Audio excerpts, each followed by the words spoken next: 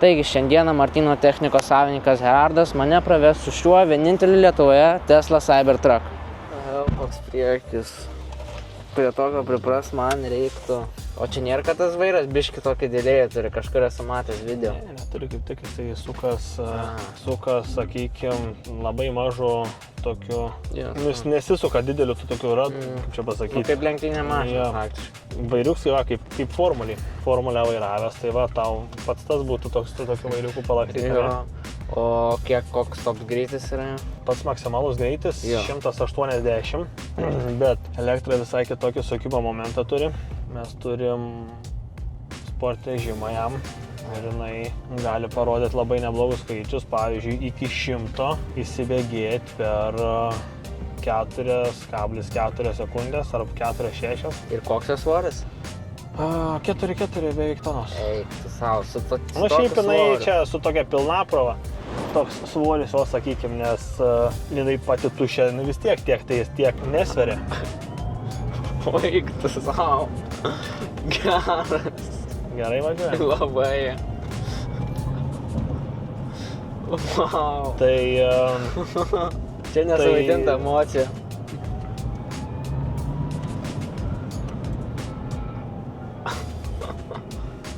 Tai vat, mašina šiaip jinai tikrai labai neblogai važiuoja. Yra dar greitesnė versija, Cyber Beast, per 2,6 sekundės. Šiaip man kaip teko žmogui išbandžiusiam nemažai mašinų, visokių sportinių, nesportinių, tai vienas tokia, sakykim, viena greičiausių bandytų ir mašinų ir buvo Cyber Beastas, 2,6 iki 100, jinai įsibėgėja, tai tas iki 100 buvo momentinis, tai labai įspūdingas ir labai įdomus. Šiaip mašina išmani, tokia protinga, į kitas mašinas įsėdi ir pradedi vertinti, kodėl ten nėra to, ko pavyzdžiui čia yra. Tai elementarių tokių paprastų dalykų, tai visokių, sakykim, žmonės visi žiūri šypsosi.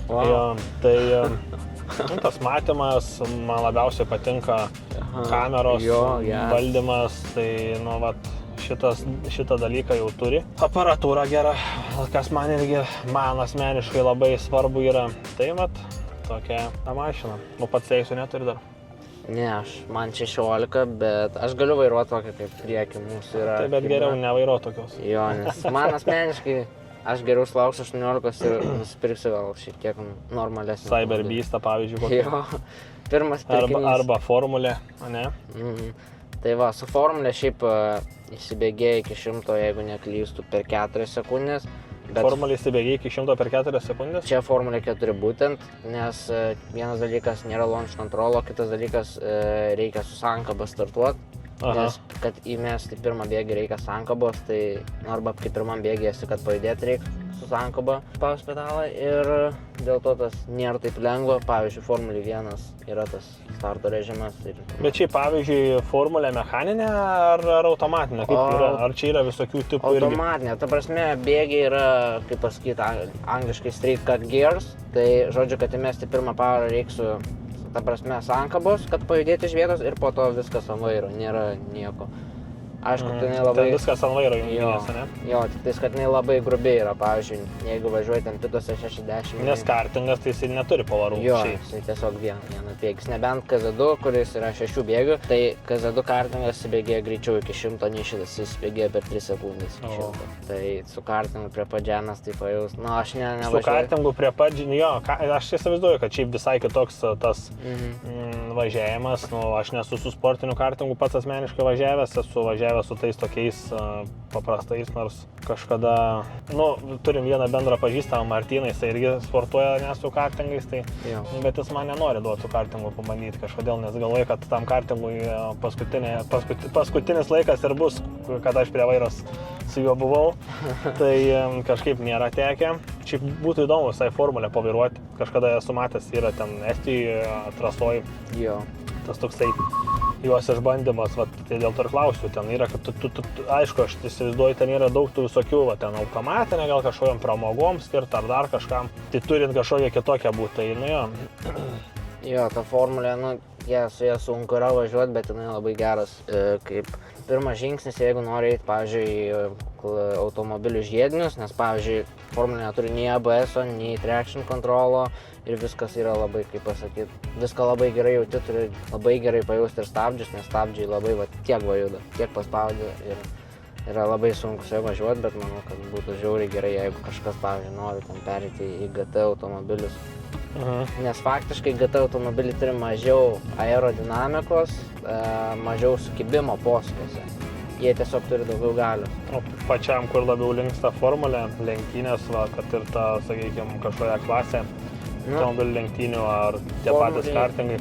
Šiaip toksai, čia aš nežinau, ar tai tiesa ar netiesa, čia mano gal toksai, man taip atrodo, kažkaip visi pradeda nuo kartingų, bet pereina arba į formulės, arba į autosporto, tokį ten GT klasę ar dar kažkokią, šiaip tai yra, ne visi startuoja nuo kartingų, bet niekas nepasilieka prie kartingų, niekas, tai kažkas, aš turiu didžioji dalis, vis tiek pereina prie kažkokio arba automobilių arba formulės, taip? Taip, tai šiaip dažniausiai visi pradeda nuo kartingų, dabar jau atsiranda tie simuliatoriai, labai populiarus būdas pradėti. Čia geras būdas iš tikrųjų treniruotis namuose, nes aš žinau kiek, bet sakau irgi iš to pačio Martino, kiek tas visas laikas kainuoja, kiek reikia ir įdomus sportas, bet...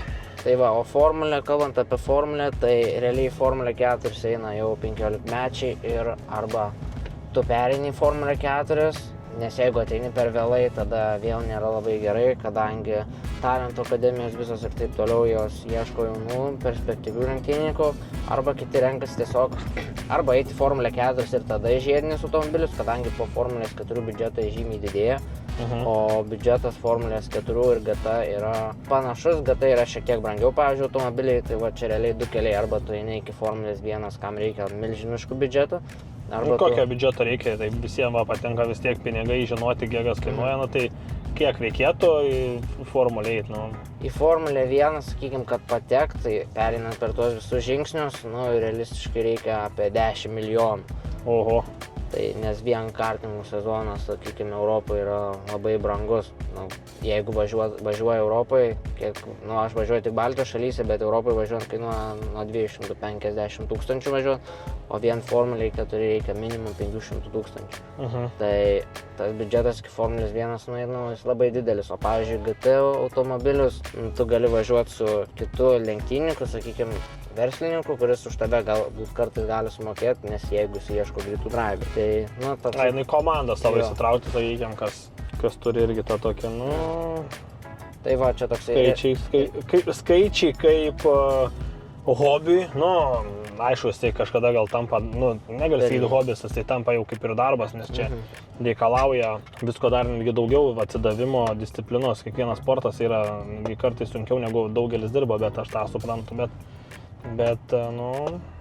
Tai va, o į GT automobilius tai tiesiog kelias toks, kad galėjai iki, sakykime, Le Mano varžybų arba Amerikos čempionato, IMSA vadinas, tai ten irgi yra labai stiprus lygis, kur važiuoja gamyklinės komandos kaip Porsche, Ferrari, tai va.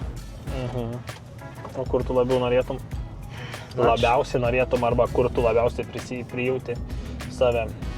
Realistiškai labiausiai manoma iki GT klasių nueiti pagal biudžetą, ta prasme, jeigu ieškant to biudžeto, nes Formulė 4 aš faktiškai turėčiau arba šiais, arba kitais jau vėliausiai startuoti. Jo, o jeigu šiaip, ta prasme, man svarbiausia yra, kad aš lenktyniaučiau. Man svarbu bet ką duotų lenktyniauti ir aš padaryčiau maksimumą ir pasimėgaučiau. Tai man ir Formulė 1 įdomu ir GT automobiliai. Įdomu, svarbu lenktyniauti. Svarbu lenktyniauti. Svarbu ne gatvėje lenktyniauti, aišku. Taip, aišku, trasoje. Bet jo. Geras lenktynės, įdomu. Aš vaikystėje svajojau tapti lenktynininku, bet kažkaip vienos, sako, svajonės išsipildo, o kitos praeina. Tai man gavos, kad praėjo ta svajonė.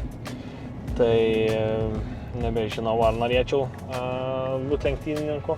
Bet liko iš tos svajonės, tai meilė automobiliam, ypač sportiniam. Šiaip aš pats save vadinu auto fanatiku, man mašinos tai yra tikrai įdomu, aš žiūriu, stebiu ir man jų reikia ir man jų visada, aš kaip sakant, turiu jas matyti, čiupinėti, man įdomu jas pasižiūrinėti, tai vat gal tas liko, tai vat Nu, fainai, lenktynės įdomu, sportas rimtas, kaip ir dar kažkokie kiti keli sportai, tai, nu ką, grįžom atgal, tai Ačiū, kad pravežė.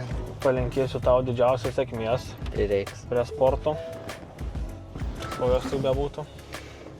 Viskas. Ačiū.